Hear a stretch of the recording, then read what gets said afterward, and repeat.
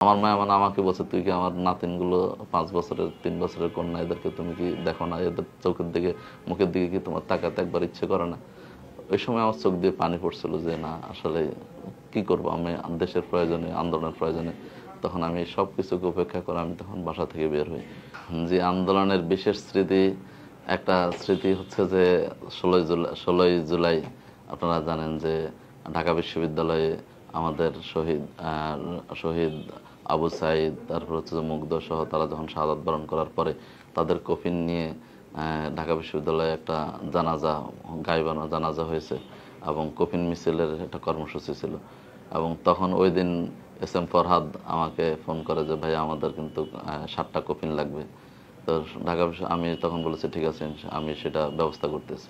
তা আমি শাহবাগ থানার আমির হিসেবে আমি অবশ্যই সেখানে আমি ঊর্ধ্বতন সংগঠনের সাথে, দেলোয়ার ভাইয়ের সাথে যোগাযোগ করেছি এবং আমরা কাঁটাবনের এখানে কফিনের অর্ডার দিয়েছি। এরপরে এখান থেকে আমাদেরকে কফিন নিতে দিবে না, এই জন্য আমরা পরবর্তীতে অ্যাম্বুলেন্সের মধ্যে মগবাজার থেকে আমরা অ্যাম্বুলেন্স ঠিক করে অ্যাম্বুলেন্সের ভিতরে কফিন ঢুকিয়েছি। 2টা অ্যাম্বুলেন্সে 8টা কফিন ঢুকিয়েছি। এবং অ্যাম্বুলেন্সগুলো যখন ইয়াতে গিয়ে আপনার হচ্ছে যে শহীদ মিনারের এখানে আটকে, শহীদ মিনারের এখানে এবং হচ্ছে যে এই রাজু ভাস্কর্যের এখানে আটকে দেয় আর ওইদিকে যাওয়ার জন্য দিচ্ছিল না, তখন আমরা চিন্তা করলাম যে যে কোনো মূল্যে তো এখানে কর্মসূচিটা সফল করা লাগবে। তখন আমরা এই কাঁটাবন থেকে একটা কফিন, প্রথমে ওদেরকে বললাম যে তোমরা আসো মুজিব হলের পিছনের এই গেট দিয়ে আসো, আমরা তোমাদেরকে কাপড় দিচ্ছি, তোমরা কোনো মতে কাঠ সংগ্রহ করে ওখানে একটা কফিনের ব্যবস্থা করো। তো আসলো, আমরা ইয়ার উপর দিয়ে মানে হচ্ছে এটা ওয়ালের উপর দিয়ে কাপড় দিলাম, তারা নিয়ে গেল সেখানে কাঠ দিয়ে আসলে তারা ব্যবস্থা করতে পারে না। তখন বলছে ঠিক আছে আমরা আরেকটা কফিন পাঠাচ্ছি নীলক্ষেত দিয়ে কফিনটা নিয়ে আমাদের থানার বায়তুল সম্পাদক তানবীর সহ যখন গিয়েছে সেখানে, তখন বলা হচ্ছে যে কফিন তো আমাদের ঢুকাইতে দিবে না, বলছে তোমরা ভিতর থেকে একটা মিছিল নিয়ে আসো। মিছিল নিয়ে তারা নীলক্ষেত পর্যন্ত আসলো, আমরা এদিক থেকে কফিন নিয়ে গিয়ে তাদেরকে কফিনটা দিলাম। মিছিলের মধ্যে পুলিশের বা আইনশৃঙ্খলা দৃষ্টি ছিল মিছিলের দিকে। যখন মিছিল আগায় আসলো আমরা আস্তে করে কফিনটা তাদেরকে দিয়ে দিলাম এবং পরবর্তী এই কফিনটা নিয়ে তারা শুরু করেছে। পরবর্তীতে আমরা বাকি অ্যাম্বুলেন্সগুলোকে সেখানে পাঠিয়ে তখন আমাকে জাহিদ ফোন দিল, বিশ্ববিদ্যালয় ছাত্র আন্দোলন সম্পাদক, যে ভাইয়া আমাদের তো আরও কফিন লাগবে, একটা তো হবে না। তখন বলেছে ঠিক আছে, তোমাদের সামনে দেখো অ্যাম্বুলেন্স আছে, অ্যাম্বুলেন্স খোলা, অ্যাম্বুলেন্স থেকে কফিন বের হবে। তো অ্যাম্বুলেন্সের ভিতর থেকে সে তখন যখন কফিন বের হয়েছে এটা তার খুবই আশ্চর্য হয়ে গেছে। এবং কফিনগুলো যখন সামনে রাখা হলো সবাই ভেবেছে এটা তো লাশ বা জীবী, মানে পুরোপুরি ইয়ার বিষয়, আবেগ আপ্লুত হয়ে গেছে এবং সবার মধ্যে একটা অন্যরকম ইয়া এসেছে। আপনারা জানেন যে বায়ান্নর ভাষা আন্দোলনের মতো এখানে একটা আবেগঘন পরিবেশ তৈরি হয়েছে। এবং কফিন নিয়ে এই জানাজা শেষে তারা যখন এই কফিন কাঁধে নিয়ে শাহবাগের দিকে মিছিল শুরু হয়েছে, তখন এই ফেসিবাদী সরকারের টনক নড়েছে। তখন তারা এটাকে যে কোনো মূল্যে দমন করার জন্য ছাত্রদের উপর তারা টিয়ার সেল নিক্ষেপ থেকে শুরু করে, কাঁদানে গ্যাস থেকে শুরু করে ঢাকা বিশ্ববিদ্যালয়ের ছাত্রদের উপর তারা অ্যাটাক করে। এবং এক পর্যায়ে তারা ছাত্ররা যখন প্রতিরোধ গড়ে তোলে তখন ক্যাম্পাসের পরিস্থিতি নিয়ন্ত্রণ করার জন্য তারা ঢাকা বিশ্ববিদ্যালয় খালি করার জন্য বিশ্ববিদ্যালয় বন্ধ ঘোষণা করে। এবং তাদের মূল টার্গেট ছিল আন্দোলনকারীরা যেন বাইরে চলে যায়, দেশে ঢাকায় থাকতে না পারে। তখন আমরা সাবেক সভাপতিরা আমরা সিদ্ধান্ত নিয়েছি যে না, এই আন্দোলনকারী ছাত্রছাত্রী যারা আছে তাদেরকে বিশ্ববিদ্যালয়ের আশেপাশে রাখতে হবে। তখন আমরা আমাদের আমাদের সাবেক ভাই যারা আছে, সুধী শুভাকাঙ্ক্ষী যারা আছে, তাদের বাসা বাড়িতে খোঁজখবর নিয়ে আশেপাশে আমরা আন্দোলনকারীদেরকে রাখার ব্যবস্থা করে একটা উল্লেখযোগ্য অংশকে।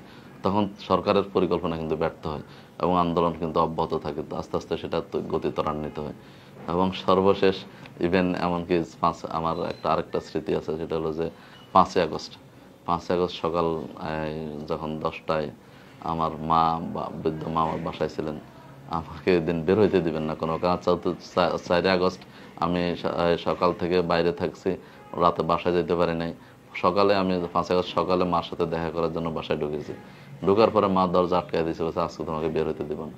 তখন এক পর্যায়ে মাকে আমি বললাম যে মা, 17 বছর আপনি কষ্ট করেছেন, আপনার ছেলে রাজপথে ছিল, আপনি আজকেও একটু জানামাজে দাঁড়ান, আমি আন্দোলনে যাচ্ছি, আমার ভাইয়েরা আমার ছাত্র জনতা আন্দোলনে, তা আমাকে যেতেই হবে।